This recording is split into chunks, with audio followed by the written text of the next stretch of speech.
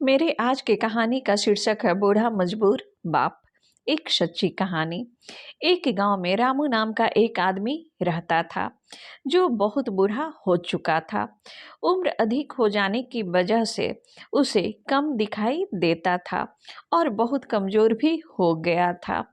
इसलिए अपनी बची खुची जिंदगी अपने बेटी के साथ बिता सके, इसलिए शहर में रह रहे बेटी के घर रहने चला आया। मकान तो उसका छोटा था, लेकिन उसके अंदर जो चीजें थी वह महंगी थी।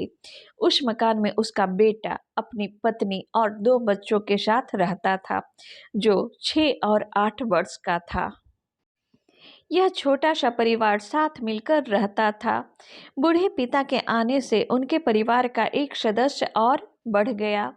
यह पूरा परिवार रोज सुबह शाम डाइनिंग टेबल पर साथ में खाना खाया करता।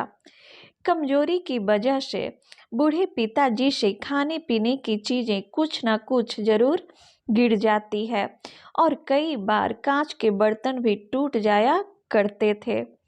कुछ दिनों तक तो बहू और बेटे ने यह सब सहन किया, लेकिन बाद में वे दोनों बूढ़े पिताजी की ऐसी हरकतों से चिढ़ने लगे। एक दिन बेटे ने कहा कि ऐसा कब तक चलेगा, हमें कुछ न कुछ करना पड़ेगा। उसकी पत्नी भी इस बात से सहमत हुई। अगले दिन बेटा कहीं से एक पुराना टेबल लेकर आया और घर के एक कोने में उसे लगा दिया और अपने पिताजी से कहा कि आप यहीं पर बैठकर खाना खा लिया कीजिएगा। उन्होंने एक लकड़ी का बर्तन भी बनवाया जिसमें वे अपने बूढ़े बाप को खाना देने लगे। अपने कांच के कीमती बर्तन बचाने के लिए अपने बूढ़े बाप को लकड़ी का बर्तन देने में उन्हें जरा भी शर्म नहीं आई।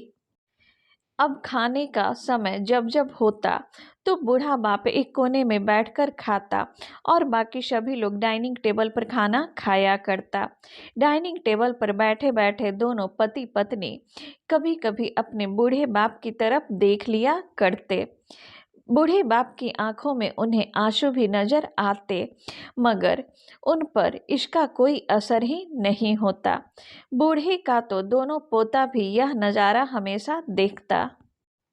एक दिन जब पति पत्नी डाइनिंग टेबल पर बैठकर खाना खा रहे थे, तब उनका दोनों बच्चा जमीन पर बैठकर कुछ बना रहा था। उन दोनों ने बच्चे के हाथ में लकड़ी का टुकड़ा देखा, लेकिन उन्हें कुछ समझ में नहीं आया कि बच्चा लकड़ी के टुकड़े के साथ क्या कर रहा है। जब बच्चे के पिता ने उनसे पूछा कि बेटा आओ खाना खा लो, तुम दोनों नीचे बैठकर क्या कर रहे हो, तब बच्चे ने भोलेपन से कहा, अरे मम्मी पापा, मैं आप दोनों के लिए लकड़ी का बर्तन बना रहा हूँ। जब आप दोनों बूढ़े हो जाओगे तब मैं इसमें आपको खाना दिया करूँगा। अपने नादान बेटे द्वारा की गई सहज बात दोनों के दिल में तीर की तरह उतर गई। दोनों एक दूसरे का चेहरा निहारने लगे। बिना कुछ कहे ही दोनों की आंखों में आंसू आ गया और उन्हें अपना भविष्य दिखाई देने लगा। अगले दिन कमरे के कोने से वह पुराना टेबल हट गया और लकड़ी का बर्तन भी हटा दिया गया और उनके बेटे और बहू सच्चे दिल से माफी मांगी। अब बूढ़ा पिता और बाकी परिवार का साथ मिलकर फिर से खाना खाने लगे। अब बूढ़े की कमजोरी की वजह से हो रही गलतियों को भी नज़रअंदाज करने लगे। इस कहानी से हमें यह शिक्षा मिलती है कि हमें बड़े बूढ़ों का हमेशा ख्याल रखना चाहिए और हमें हमारे माता पिता और बुजुर्गों के साथ वैसा ही व्यवहार करना चाहिए जैसा हम अपने बच्चों से चाहते हैं। मेरा आज का कहानी कैसा लगा प्लीज़ कमेंट करके बताएं। यदि मेरा कहानी आपका अच्छा लगे तो लाइक शेयर और सब्सक्राइब कीजिएगा। हम लोग फिर मिलेंगे नए वीडियो में, तब तक के लिए नमस्कार।